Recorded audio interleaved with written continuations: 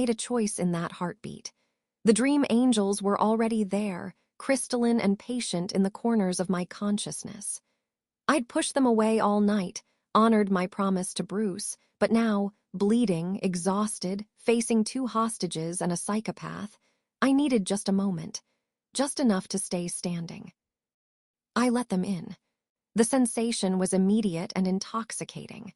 Reality bent like silk around my wounds. The bullet graze in my thigh sealed itself, tissue knitting closed in a rush of warmth. My bruised ribs realigned. The exhaustion lifted just enough. 3 seconds. That's all I took before I slammed the door shut on their whispers.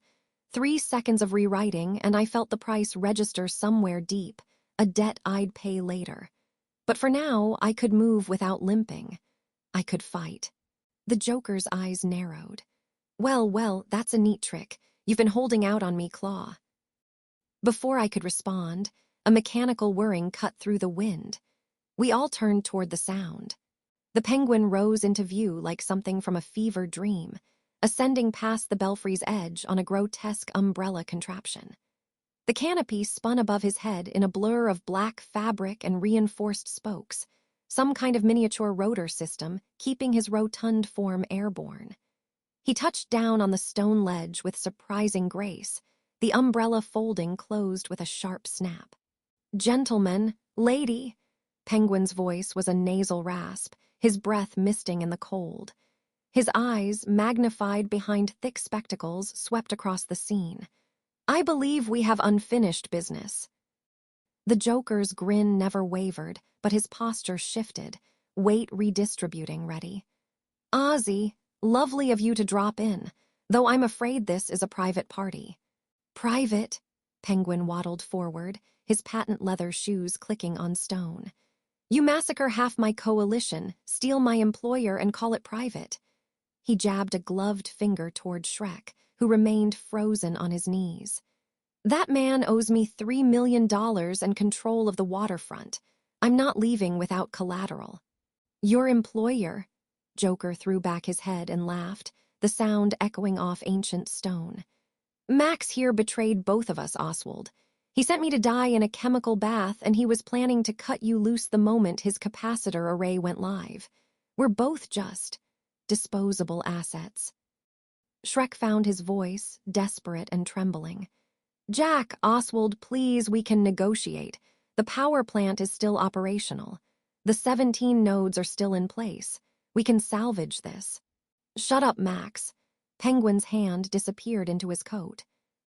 I moved then, putting myself between everyone and the hostages. "Nobody's salvaging anything. Shrek's going to prison.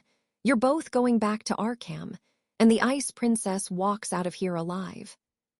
Penguin extracted an umbrella, this one sleeker, metallic. He pointed it at me like a rifle. "The Crimson Claw, Bruce Wayne's latest experiment. Tell me, does he still brood in that cave of his, or has retirement made him soft?" My blood went cold. How much did Penguin know? Joker cackled. "Oh, this is delicious. A 3-way standoff at the top of the world. Very operatic. Very Gotham." He adjusted his grip on the Ice Princess, the syringe still pressed to her throat. "But here's the thing about standoffs. Somebody always blinks first." The wind gusted, carrying snow and the distant wail of sirens. Below us, Gordon's officers were probably trying to figure out how to breach a tower sealed by a 2-ton bell. We were isolated, alone. I calculated angles, distances, odds. Penguin's umbrella could be a gun, a blade launcher, or worse. He was known for exotic weaponry. Joker had his syringe and whatever madness passed for strategy in his fractured mind. And I had anesthetic claws, a grappling gun, and powers I'd promised not to use. Unity, compassion, courage. Bruce's lessons echoed through my thoughts, but so did something else. My own voice from earlier tonight. We save everyone we can. "Here's what's going to happen," I said, keeping my voice steady. "Michelle is going to step away from the Joker. Shrek is going to sit down and shut up. And you two are going to realize that killing each other benefits nobody." Penguin snorted. Naive child. Joker tilted his head. Actually, I'm curious. What makes you think you have any leverage here, Claw? I've got the girl. Ozzy's got the firepower. You're just one woman in a red suit. I'm the woman who stopped your bomb, I reminded him. I rewrote your explosives into nothing. What makes you think I can't do the same to that syringe? It was a bluff. Using the Dream Angels again so soon would cost me dearly, maybe everything. But they didn't know that. Joker's smile flickered, just for a second, but I saw it. Penguin, however, wasn't impressed. Then why stand there talking if you're so powerful? His umbrella shifted, tracking toward me. I think you're limited. I think that little magic trick takes a toll. Damn, he was smarter than he looked. The moment stretched, brittle as ice. 4 people locked in a lethal geometry, each waiting for someone else to move first. The Joker's fingers twitched on the syringe. Penguin's trigger finger tensed. I calculated the distance to Michelle, 12 feet, too far to close before Joker could inject her. Then Shrek, desperate and stupid, lunged for Penguin's ankle. Everything exploded into motion. Penguin stumbled, his umbrella firing, a burst of razor-edged projectiles that whistled past my head.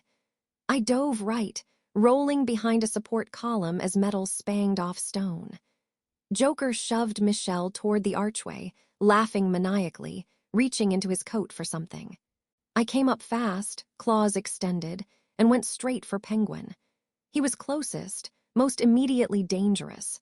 My fist connected with his jaw, the anesthetic coating doing its work instantly. His eyes rolled back and he collapsed like a sack of potatoes, the umbrella clattering away. One down. I spun toward Joker, but he was already at the archway, one hand gripping Michelle's wrist, the other holding. A detonator.